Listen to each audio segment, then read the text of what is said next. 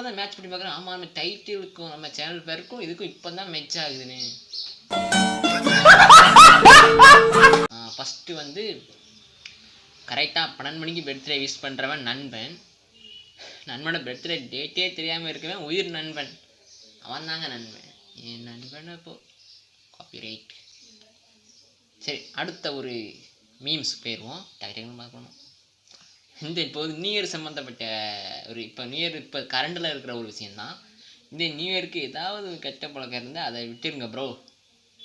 நான் சொல்கிறேன், இதுக்கு மேலே விடணும்னா உயிரை தாங்க விடணும். என்னங்க பேசுகிறீங்க?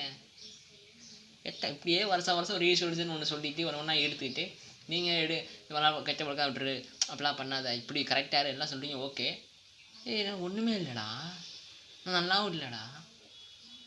இதுக்கு மேலே விடணும்னா உயிரை தானே விடணும். என்ன ஜோக் காட்டுறீங்களா? என்ன ரங்கா ஜோக் காட்டுறீங்களா?